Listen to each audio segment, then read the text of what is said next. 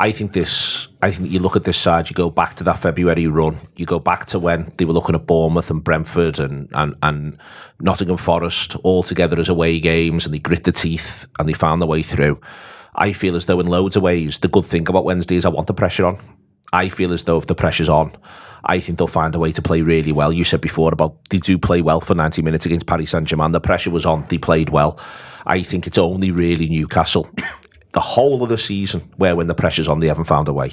Yeah, I agree. And I just think, it's obviously easy for me to say sat here, but I think, the players should almost view this as an opportunity to sort of just go out and show how good you are. There's a reason that they're 12 points clear at the top of the table. And yes, they've been helped by Arsenal falling away and City falling away, but ultimately they're where they are because they deserve to be. And, I don't think certainly the performance against Newcastle didn't really do them justice. And I think, particularly in the context of how it all played out in the Goodison derby, an opportunity to go out and just play really well. It'd just be really nice. It'd be really nice for them to go out and take the game to Everton. And I agree, like John said earlier on, I think the key is getting on top. I think it's the sort of game, you assume, as you say, that Arsenal will get the win against Fulham. It's the sort of game that if you allow it to go on and, give Everton encouragement, and it gets a little bit nervy because it might get a little bit tense in the ground if things aren't going so well. I think then you can see a way where Liverpool drop points. But if they just come out sort of all guns blazing and just treat it now as just an opportunity, these next, how many games are left? 9? 9. These next 9 games, just to sort of show what you can do and play with. You've not got that awful thing where a dropped point here or there is a nightmare. You can afford to. I'm not saying you should look to, but just try not to be burdened. As easy as it's a lot easier said than done, but try not to be burdened by all of this outside noise and the disappointment of the previous week, and just go out and play against a team who, despite the fact that they're in decent form, you're much better than. Well, there's different ways to, you can say that Everton are unbeaten in 4, you can say they've also not won in 4. This is the draws are slippery customers who are at the best of times.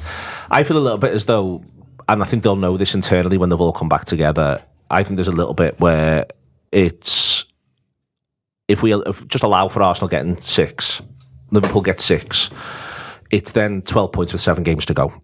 And then the 2 after it, and it's not to be complacent about anything, but the 2 after it are Leicester City and, West Ham United first, and then Leicester City away. And Leicester currently just look a mess. Maybe they'll be different after this international break.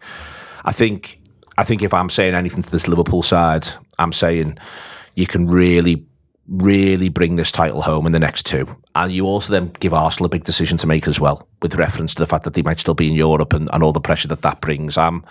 I feel as though the next 2 are so important, and I almost see them. I understand why the derby's the derby and it's the first one and it's Anfield and it's in our heads. Yeah. But I almost just see them as a pair, and the manager's got to make his selections, I think, based on the idea it's a back-to-back pair. Yeah, totally. We're talking about this break being a good thing for Liverpool, the international break coming at a good time. But I guess if you were in the Arsenal, kind of from the Arsenal perspective, or anyone else who thinks they can challenge still, it would be, well, Liverpool have had these 2 disappointments. Who knows what they'll come back like. It might have sort of made something fester. It might be coming apart. If you go and win these 2 games, it just completely kills any sort of chance, really, I think, of anyone else getting the hope that they would need, and also for us to lose the hope that we would need to lose.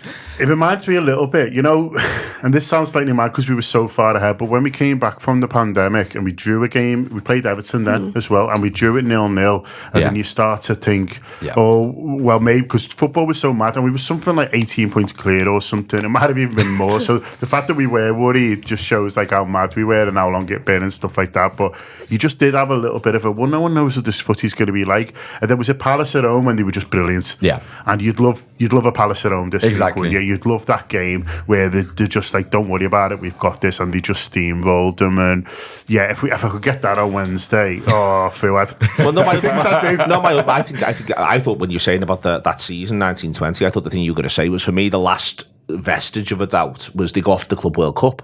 And you didn't know what they were going to be like when they got back. There's travel and it's been this weird thing, and there's a game in hand that was Sunday, and then they go to Leicester, and it's Leicester on Boxing Day, and Leicester was second. and then they put that performance in. Yeah. The same. I think we're talking about sort of a similar thing, but they just go, no, you don't need to worry about any of this. We're the world champions, and we've got this in our back pocket. And I think we're sort of talking about that idea. I think it would be lovely to have one of them where against Everton, where they just sort of go, even if the scoreline's not as emphatic as either of those other two games, but where they just evoke that feeling of it's all going to be all right. We've got this boxed off. Totally, and I think also from their point of view, from our players' point of view, it's a thing of over this break and over the week before this break, there was a lot of talk of how good are this Liverpool side now, and it feels like this is a way for them to remind everyone that if they go on and like I said earlier, not limp over to this finish line, but completely steamroll their way through and win the league by a decent chunk, which they very well can do. And if Arsenal drop off, that gap becomes even bigger.